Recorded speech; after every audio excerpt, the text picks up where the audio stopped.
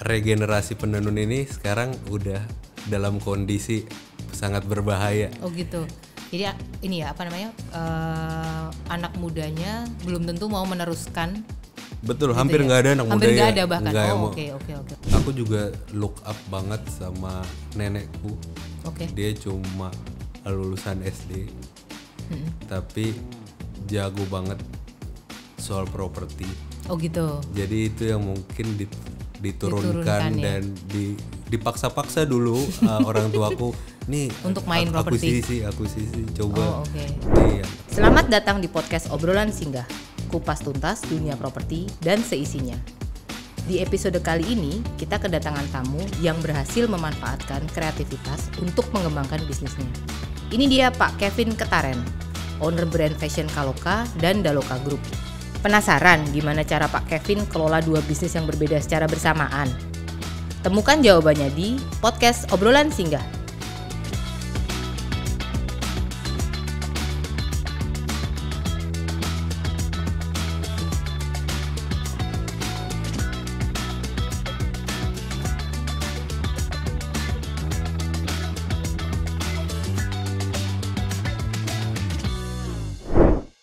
Hai semua, saya Anggit. Selamat datang di podcast Obrolan Singgah, kupas tuntas bisnis properti dan seisinya. Kali ini menarik banget, kita akan ngobrol-ngobrol, akan membahas persimpangan antara dunia fashion dan dunia properti nih. Nah, narsum kali ini sangat menarik ya, kebetulan dia adalah pebisnis fashion tapi juga pebisnis properti. Kita sambut Pak Kevin, founder brand Kaloka dan Daloka Group ya. Selamat datang Pak Kevin. Halo Mbak Anggit. Halo, baik sehat? Sehat. Okay. Thank you udah diundang nih hari ini. Siap. Kita langsung ngobrol-ngobrol aja ya Pak ya. Siap. Baik. Mungkin ini yang saya pakai juga hari ini kebetulan dari brandnya Pak Kevin nih, brand Betul. Kaloka gitu ya. Keren banget bajunya. Nah mungkin bisa diceritain Pak perjalanan awal merintis brand fashion Kaloka ini gitu ya. Sama mungkin penasaran juga sih sebenarnya Kaloka itu artinya apa sih? Gitu. Boleh Mbak. Jadi lahirnya Kaloka tuh dari ketidaksengajaan yang akhirnya menjadi bisnis. Oh gitu. Kaloka itu lahir dari bahan-bahan yang menumpuk di rumah. Kebetulan aku tinggal sama kakekku. Jadi kakekku itu dulu adalah ketua organisasi orang-orang Karo di Batakaro di Jakarta, dan dia yang bikin seragam. Jadi banyak tuh bahan-bahannya yang akhirnya mungkin dulu semua nggak terjual dan numpuk di rumahnya. Nah, bahan-bahan itu akhirnya Itu kain ya Mas ya berarti ya? Iya. Oke. Bahan-bahan itu akhirnya banyak yang jadi dirayapin lah, udah lapuk segala macam, dan akhirnya beberapa yang bisa diselamatkan itu aku disuruh sama papaku, inilah daripada jadi sampah semua diapain kayak gitu, untuk maksudnya sih sebenarnya untuk jadi konsumsi pribadi aja ya. Gitu, awalnya gitu ya. Iya. Oke. Tapi akhirnya aku dari iseng-iseng cuma ngelihat model-model di Instagram yang lucu-lucu nih, kain-kain etnik kayaknya diginiin lucu-lucu nih. Terus aku bawalah ke tuh penjahit pasar di Pasar Sunan Giri dekat rumah. Awalnya sih dari itu aja. Dari keisengan itu ya. Oke. Terus kok hasilnya oke juga ya. Jadi aku lumayan sering pakai outer itu ke occasion yang aku jalanin, dan kok banyak yang nanyain juga dan mau ya ternyata. Awalnya sih sebenarnya dari situ ya. Tapi after itu aku setelah bikin itu sempet ada break setahun setengah atau 2 tahun. Aku kuliah dulu. Itu tahun berapa tuh Pak? Berarti mulai explore. Itu kayaknya sebelum aku berangkat kuliah di pertengahan 2020 deh. Oh oke. Terus vakum tuh karena pergi kuliah, tapi itu bajunya aku bawa. Dan gitu, okay. Waktu kebetulan aku kuliah di Prancis waktu itu, aku sering pakai untuk occasion misalnya lagi hangout lah, atau ke kampus dan hadirin acara, dan ternyata orang sana juga appreciate dan bilang itu bagus. Nah akhirnya setelah pulang dan akhirnya milih untuk stay di Jakarta, kembali ada ketidaksengajaan Oh lagi. gitu. Apa tuh ketidaksengajaan yang kedua tuh Pak? Ketemu dengan partnerku. Oke. Jadi partnerku ini adalah tukang jahit mamaku yang kebetulan gitu. lagi datang ke rumah. Oke. Terus namanya kan Kaleni ya. Oh kalian itu nama partnernya? Ya. Oh oke. Jadi Kaleni adalah seorang fashion designer yang kebetulan waktu itu lagi datang ngukur atau lagi fitting mamaku. Mama, oke.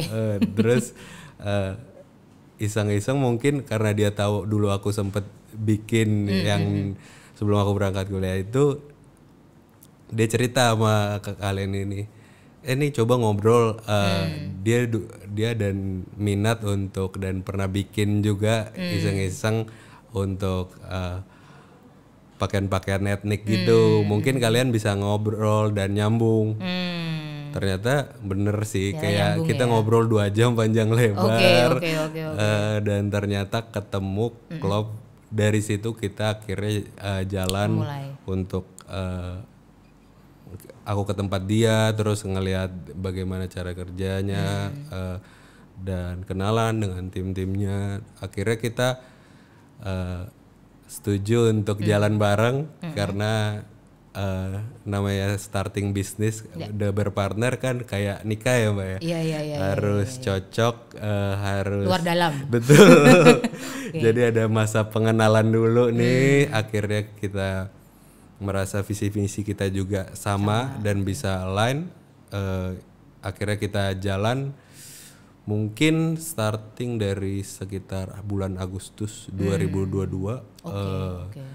Dan itu lumayan panjang sih, sampai akhirnya Maret 2023 itu kita pertama kali memperkenalkan produk kita di Nakraf, di JCC. Jadi periode sekitar dari Agustus sampai Maret 2023 itu kita masa R&D kita yang ternyata sangat seru dan sangat challenging. Oke. Terus kalau K sendiri nih Pak, ada arti tersendiri nggak sih? Ada kalau kayak itu artinya dari bahasa Sanskerta Mbak Git, yang artinya termasyur. Jadi kita pengen brand ini bisa termasyur dan memasyurkan tenun-tenun di Indonesia, khususnya yang jarang terekspos Mbak. Khususnya yang terekspos ya. Karena kita tahu mungkin saat ini tenun-tenun yang sudah terkenal mungkin dari let's say kayak Toba atau NTT atau Toraja, mungkin itu yang ada di top of mind masyarakat saat ini. Tapi ternyata banyak loh yang indah, nggak kalah indah juga, yang punya cerita di baliknya itu juga keren-keren, tapi yang belum pernah punya kesempatan mungkin untuk naik. Oke. Mungkin boleh diceritain nggak Pak? Kan tadi Pak Kevin sebenarnya memulainya dengan karo ya. Betul. Tapi sekarang kemudian ada nyebutnya kemana Pak? Wastra ya? Wastra. Mungkin boleh diceritain nggak Wastra itu apa? Terus apakah wastra-wastra yang menarik apa yang mungkin bisa di-share ke pendengar ya? Mungkin yang tadi, ya kalau yang lain kan mungkin orang udah pada tahu ya, Toba dan lain sebagainya. Tapi ada wastra lain apa sih yang menarik gitu?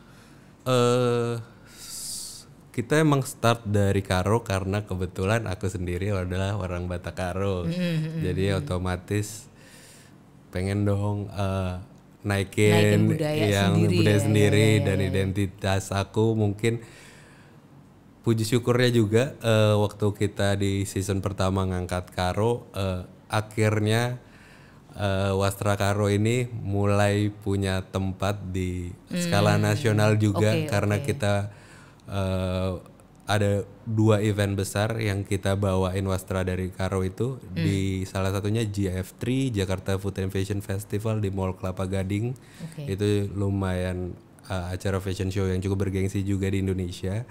Dan yang kedua itu di November 2023 tahun lalu di JCC, itu ada EN2MF, itu adalah event modest internasional juga, yang di situ kita ngangkat karo lagi, dan ternyata respon dari orang juga bagus dan mereka banyak juga yang dari collection Kaloka ini baru tahu gitu. Wastra Karo ini bisa loh dibikin keren kayak gini. Karena tahunya sebelumnya untuk benar-benar untuk pakaian adat betul aja gitu ya. Oke.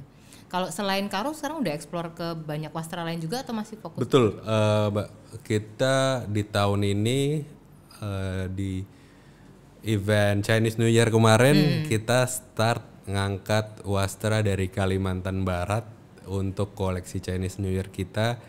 Kita temanya adalah Tidayu. Tidayu. Tidayu itu adalah kepanjangan dari Tionghoa, Dayak, dan Melayu. Oh oke. Jadi keunikan dari wastra Kalbar ini atau terutama dari Singkawang adalah menceritakan keberagaman masyarakatnya yang sangat heterogen, yaitu dari Tionghoa, Dayak, dan Melayu yang mayoritasnya tapi hidup berdampingan dengan sangat harmonis gitu, Mbak. Ya. Jadi misalnya di Singkawang itu kan ada event besar tahunan namanya Cap Gomeh yang dia hadiri sama tamu-tamu internasional juga. Tapi walaupun itu eventnya Tionghoa, tapi itu merupakan pesta rakyat seluruh masyarakat. Jadi yang Dayak dan Melayu, yang Muslim juga ikut dalam merayakan event itu. Jadi itu sih salah satunya yang pengen kita ceritain di collection itu. Dan tenunnya khusus dari situ juga ya Pak ya berarti ya? Betul, tenun dan motif batik dari Kalbar itu. Dan yang terakhir ini kita juga mengangkat masih dari Kalimantan. Collection terakhir kita itu Arunika Borneo, tapi dari mix beberapa provinsi di Kalimantan, bukan hanya Kalimantan Barat. Oke, jadi meluas lah ya, nggak cuma wastra Karo aja, juga pengen coba ngangkat kain-kain tenun terutama mungkin yang udah orang malah nggak tahu ya. Dan Pak Kevin kayak pernah cerita juga bahwa ada tenun yang sebenarnya orang nggak tahu dan bahkan mungkin nggak ada yang nerusin gitu kan ya Pak. Betul, itu kita belajar waktu itu di saat kita R&D bikin collection Karo, Mbak. Mungkin cerita sedikit, ada yang aku tahu aja ada 2 motif dari Karo yang kalau aku pergi ke sana hampir sudah tidak ada pengrajin yang bisa ngerjain. Malah aku belajar motif itu waktu R&D, dapat info dari seorang profesor di Leiden. Bahkan malah dari luar negeri ya? Iya, karena malah dokumentasi wastra Karo kita yang sangat lengkap adanya di perpustakaan di Leiden. Oke.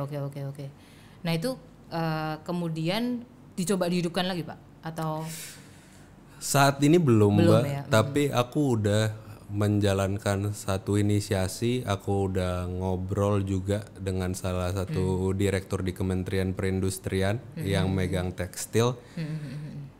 Kebetulan dia juga punya darah Karo, sehingga dia punya push tersendiri lah ya. Iya, untuk kita bikin sentra tenun di sana. Mudah-mudahan dengan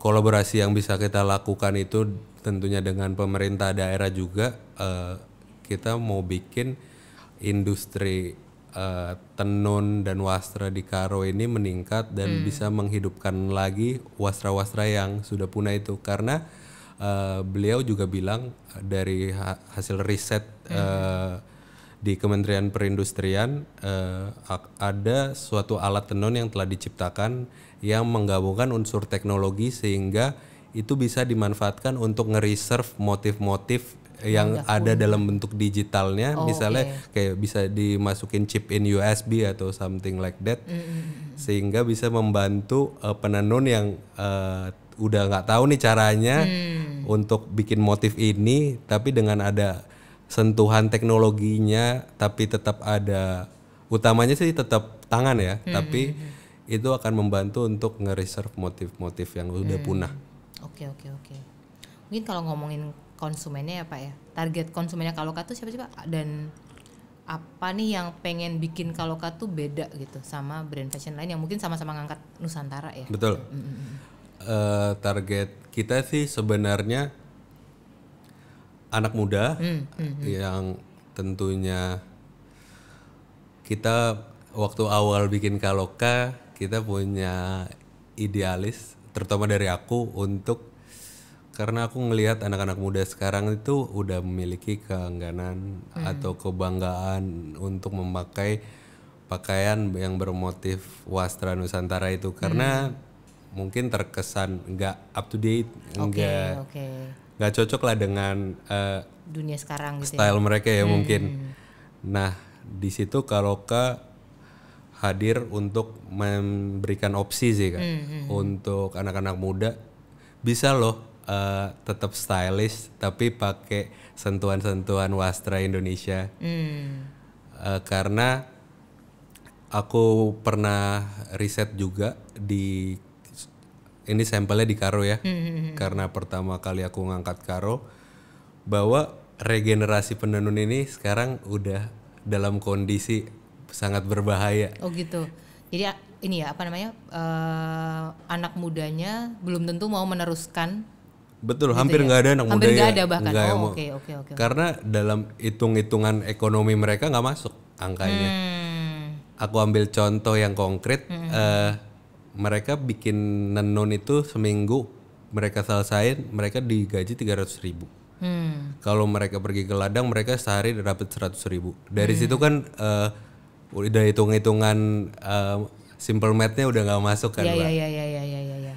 Jadi kalau misalnya mungkin marketnya hampir nggak ada nih, gak interesting lagi, bisa jadi kalau generasi yang sekarang yang orang-orang tua, nenek-nenek yang nenun itu udah meninggal, udah nggak ada lagi nih. Nggak ada yang nerusin lagi ya. Oke. Nah mungkin terkait dengan itu tuh Pak, visi kedepannya sih kalau Kak tuh sebenarnya mau dibawa kemana tuh Pak? Kalau Kak sih sebenarnya pengen banget untuk memainstreamkan tenun, Mbak. Oke, memainstreamkan tenun ya. Yes. Oke. Jadi kita pengen banget anak muda itu bisa pakai di setiap occasionnya, kayak misalnya mereka. Jadi nggak cuma pas kondangan aja gitu ya, sebenarnya bisa ke kantor, ke coffee shop, ngantor. Oke. Atau clubbing maybe bisa pakai wastra. Iya. Nah boleh diceritain nggak kalau perkembangan kalau sekarang ya, mungkin kayak udah berapa collections nih yang dirilis gitu, sama mungkin yang terbaru apa nih yang exciting gitu ya yang bisa di-share? Yes, jadi kalau tuh udah punya 4 collection Bang Git. Yang sebelumnya terakhir itu yang tadi aku udah share, kita mengangkat keragaman Tidayu pada saat Chinese New Year kemarin kita ngeluarin collectionnya. Dan yang sekarang masih fresh from the oven adalah Arunika Borneo. Arunika Borneo ya. Okay. Yang contohnya yang kita pakai sekarang Mbak. Oke. Jadi kita baru aja melakukan fashion show Mbak kemarin di Hotel Intercontinental samping PIM. Eventnya juga keren banget. Namanya event pertama sebenarnya. Namanya Indonesia Fashion Aesthetic atau IFA. Tapi line up desainer dan brandnya udah keren banget ya. Dan kita tersanjung banget dapat kesempatan untuk gabung di event itu karena kita bareng sama desainer-desainer senior juga di sana, ada Mas Itang Yunas, Mas Ivan Gunawan, ada Button Scarf dan si Sesa.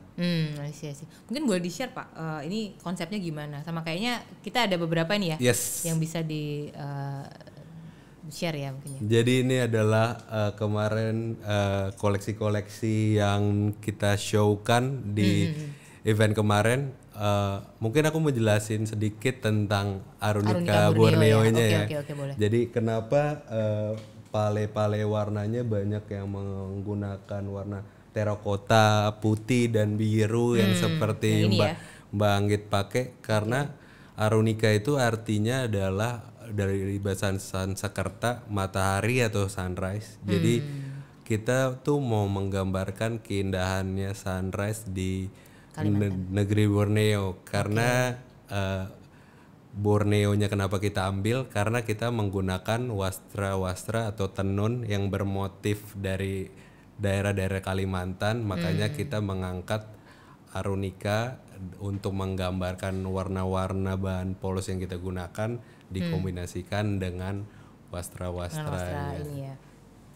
Oke, keren. Ini ada collection lain yang kemarin kita pakai, dan ini juga banyak juga yang udah tertarik dan udah segera sold out nih habis udah ini. mau PO. Sama ini sama-sama Arunika Borneo semua ya Pak ya dari Iya, Pak. dari event yang sama juga ya. Yes. Oke. Dan Keren. kemarin karena mungkin dipakainya juga sama model yang cakep-cakep ya. Siap. Menambah ya. Menambah wahnya mungkin Oke, kemarin. oke. Nah, yang terakhir mungkin satu tema dengan yang aku pakai nih. Oke. Ini jadi bisa dipakai untuk cewek dan cowok juga gitu. Mbak Anggit. Oke. Unisex tapi juga sangat versatile untuk bisa digunakan di occasion apapun ya. dari Saya bayangin kantor bisa, Betul. acara santai bisa. Betul. Oke.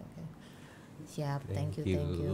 Oke, sukses ya Pak ya kemarin acaranya dan semoga kedepannya akan ada acara-acara fashion show berikutnya nih untuk collection ini. Betul. Kita yang terdekat itu untuk fashion show-nya kita masih tentatif sebenarnya, tapi kita akan ada pameran selama bulan Ramadan di kota Casablanca selama 27 hari. Dan yang fashion show yang fix paling dekat itu di sekitar tanggal 20-an April kita akan bergabung di Fashion Fest eventnya dari Sarinah yang mungkin nanti Mbak Anggit kalau ada waktu mohon gitu ya. dibantu ya untuk Siap, hadir untuk siap. support nonton kita. Siap. Oke. Nah mungkin kalau ngomongin bisnis fashionnya nih ya Pak ya, so far ada tantangan paling berat apa sih ketika ngejalanin bisnis fashion Kaloka ini gitu? Iya Mbak, karena kita bermain di ranah wastra yang banyak juga kita pakai tenun.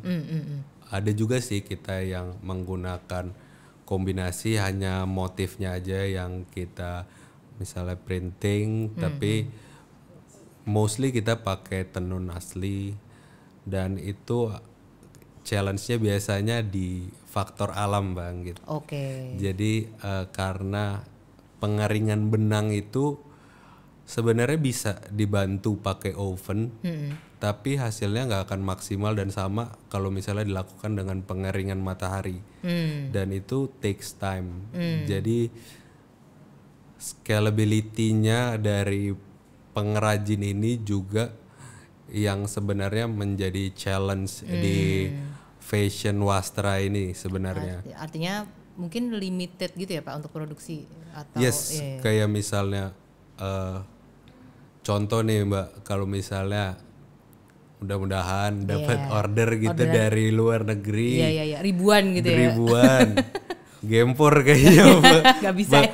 penenunnya. Belum bisa lah ya, belum bisa ya. Belum, mungkin salah satunya dengan adanya kolaborasi dengan pusat yaitu Kementerian Perindustrian dengan Pemda yang tadi aku bilang.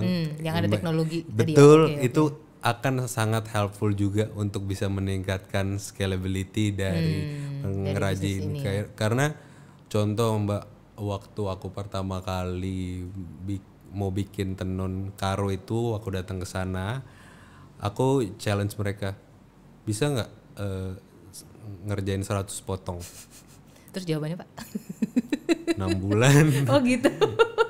Padahal timeline kita maksimal itu 2 bulan untuk gitu. 100 potong itu kan berarti masih lumayan jauh ya gap untuk bisa antara catch up ke situ catch up untuk menuhin demand-nya dengan supply-nya. Jadi itu mungkin salah satu challenge yang cukup besar juga untuk scalability-nya. Padahal kalau ngelihat kata Pak Kevin kan juga konsumen excited ya terhadap produk-produknya Kaloka gitu. Betul. Jadi agak bingung ya kadang-kadang ya Pak kalau misalnya konsumennya ingin order, mungkin yang order makin banyak tapi secara produksi perlu cara supaya kemudian nanti bisa scalable gitu ya. Betul Mbak. Oke. Kalau produk unggulan yang paling disukai konsumen so far yang mana tuh Pak? Dari semua koleksi. Produk-produk yang paling disuka itu di koleksi pertama itu kita ada namanya outer navy si piso-piso, itu memang sangat simple dan cuma outer navy berbahan linen dipadukan dengan wastra dari karo berwarna marun Dan waktu itu juga kebetulan pernah dipakai sama Bang Judika juga. Oh gitu. Makanya mungkin itu juga Salah satu salah faktor satu ya. faktor juga yang Terus waktu itu demand-nya naik Pak? Wah. lumayan Mbak. Tapi produksinya bisa? Produksinya bisa empot-empotan lah. Oke. Jadi semoga kedepannya kita bisa ini ya menemukan cara gimana Iya, bisa scalable. mungkin salah satunya juga untuk salah satu dari sisi untuk meningkatkan demand-nya juga ya, memang butuh KOL atau influencer lagi yang lebih menyuarakan terutama yang anak-anak muda untuk bangga pakai Wastra. Ya. Salah satunya kemarin Muse kita di event di IFA itu adalah Dava, seorang aktor juga putra dari legend Marini Zumarnis. Kayak mungkin dengan sosok-sosok seperti Dava ini yang campaignkan dan menyuarakan bangga pakai Wastra itu bisa really helpful untuk ngedukasi market kita untuk lebih bangga lagi dan lebih melek lagi bahwa Wastra ini bisa keren juga loh. Dan akhirnya berbalik kan siklusnya, kemudian yang tadinya penenun merasa oh ini nggak match nih secara ekonomi gitu. Betul. Ya. Nantinya jadi akan menarik kan untuk mereka. Jadi dunia ini hidup lagi gitu. Betul ya, Mbak. Menarik sekali. Kalau konsumen Kaloka katanya ada panggilan khusus nih Pak. Oh apa iya. tuh? Kalau kita sebut warlock, Mbak. Kalau misalnya orang umum tahu warlock itu adalah warga lokal, kalau kita sebut warlock karena itu singkatan dari warga Kaloka. Warga Kaloka, oke. Karena kita cukup memadukan tradisional dengan modern kan, makanya kita sebutnya warga lah. Warga, oke. Nanti mungkin pendengar silahkan, mungkin ada sosial medianya juga kan Mbak? Betul, di @official Kaloka. @official Kaloka. Nah mungkin bisa follow dan menjadi warlock ya kemudian. Betul. Mungkin menambah demand dari produk Kaloka yang kemudian nanti kita bisa bikin siklus tenun di Indonesia itu menjadi hidup kembali gitu ya. Oke. Nah selain Kaloka nih Pak Kevin kan juga menjalankan bisnis kos-kosan under Daloka Group ya. Betul. Nah itu boleh ceritain nggak awalnya gimana Pak kok bisa sampai ke bisnis kos-kosan gitu? Mulainya seperti apa? Kalau bisnis kos-kosan ini sebenarnya adalah family business yang sudah dimulai sama orang tua dari tahun 2012. 2012, oke. Tapi karena dulu mungkin tidak ada yang benar-benar manage dan nge-branding karena kebetulan orang tua juga aktif kerja kan. Jadi dulu ya kos-kosan biasa aja tanpa ada nama, tanpa brand gitu ya. Dan mungkin progresnya juga slow ya karena nggak ada yang aktif untuk nyari potensial tempat untuk diakuisisi. Jadi ya cuma berjalan apa adanya aja sih Bang. Oke. Awalnya mulai dari satu properti. Betul. Oke. Yang pertama di mana tuh Pak kalau boleh cerita? Di Metro. Metro itu di daerah Pulau Mas dekat Universitas Jayabaya. Oke. Dari satu kemudian jadi mungkin bisa dibilang Pak Kevin take over ya. Memanage. Aku kemudian baru mulai ikut sedikit di pengelolaan saat 2018.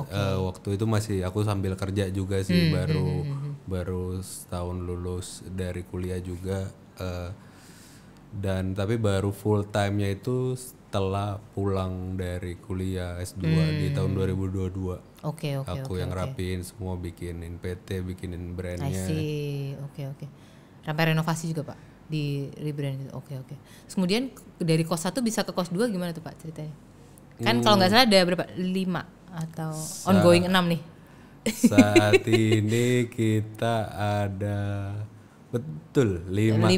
Ongoing 6. Ongoing 6, tapi sama ada satu properti keluarga yang kita handle juga, jadi totalnya 7. Oke.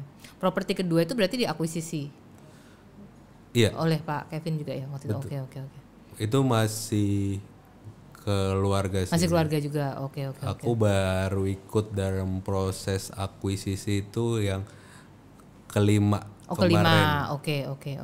Yang di Depok Kukusan. Kukusan Depok. Kalau boleh cerita di mana aja tuh Pak? Yang pertama kan di Pulau Mas, yang kedua di Pulau Mas, Waringin sama di daerah situ juga. Habis itu di Tanjung Priuk yang sebenarnya adalah yang kita lagi jalanin renovasi itu sebenarnya sudah lama, tapi cuma dulu cuma sekedar rumah kita sekat-sekat seadanya dan jadi kamar 12 gitu. Oh gitu. Oke. Lalu di tahun 2021 kalau nggak salah itu berbarengan akuisisi 2 di Cimbeluit dan Tubagus Ismail Bandung. Oh Bandung langsung 2 ya? Oke. Habis itu 2022 yang Kukusan. Yang Kukusan Depok. Oke. Kalau 2023 baru selesainya. Oh gitu, baru live lah ya. Iya. Oke. Performance-nya so far gimana Pak? Aman semua? Oke lah Mbak. Oke. Kalau Pak Kevin sendiri kan sebenarnya fashion sama kos-kosan itu kan agak berbeda jauh ya Pak ya. Betul. Tapi Pak Kevin sendiri ngeliat bisnis kos-kosan ini kayak gimana Pak? Menurut so far sambil menjalankan ini gitu ya? Menurut aku bisnis kos-kosan sih sebenarnya menarik ya Mbak. Apalagi untuk orang yang tidak punya waktu yang terlalu banyak untuk berbisnis ya. Untuk berbisnis, contohnya keluarga aku waktu sebelum ada aku yang handle kan bisa berunning dengan sendirinya, cuma butuh satu penjaga misalnya suami istri udah running gitu, nggak perlu yang kantor yang proper atau seperti apa, tim yang banyak gitu, jadi easy to run lah ya. Easy to run, so far easy to run Pak. Maksudnya kan sekarang bertambah terus nih, 1, 2, 3, 4, 5 masih kalau sekarang masih manageable lah Mbak ya. Tapi mungkin kita punya mimpi tentunya untuk bisa live 2 atau 3 kosan per tahun. Oh gitu, baik. Itu mungkin yang nanti apalagi ada fashion juga yang mungkin bikin kepala saya sakit ya. Oh iya.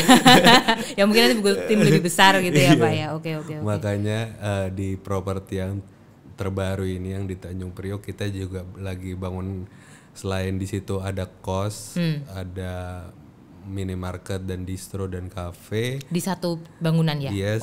Ada juga kantornya Daloka Group. Jadi akhirnya setelah lama cuma ngantor di rumah, akhirnya punya. Selama ini ngantornya di rumah Pak. Oke.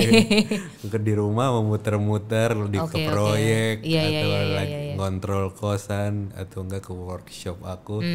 Akhirnya ada tempat bersinggah lah ya tahun ini. Di kantor di Priok itu ya Pak ya. Oke. Nah, kalau alasan kenapa kosan, ada alasan tersendiri atau tadi Pak? Karena dia easy to run itu. Dari keluarga. Dan dari keluarga turun menurun. Dari dulu. Kebetulan aku juga look up banget sama nenekku. Dia cuma lulusan SD, tapi jago banget soal properti. Oh gitu. Jadi itu yang mungkin diturunkan dan ya? Dipaksa-paksa dulu orang tuaku. Nih untuk main properti. Akuisisi coba. Nih yang salah satunya yang di Metro sama yang di Tanjung Priok adalah paksaan dari nenek ke orang tuaku. Jadi beliau adalah seorang entrepreneur hebat menurut aku, walaupun cuma dengan basic SD. Tapi punya insting bisnis, terutama properti yang luar biasa. Kayak tanah garapan aja berani disikat, dirubah sampai sertifikat. Oh gitu, dan memang berhasil ya Pak ya, so far ya, setiap kali akuisisi gitu. Betul. Kayak awalnya dari nggak punya apa-apa, datang ke Jakarta sampai punya puluhan properti.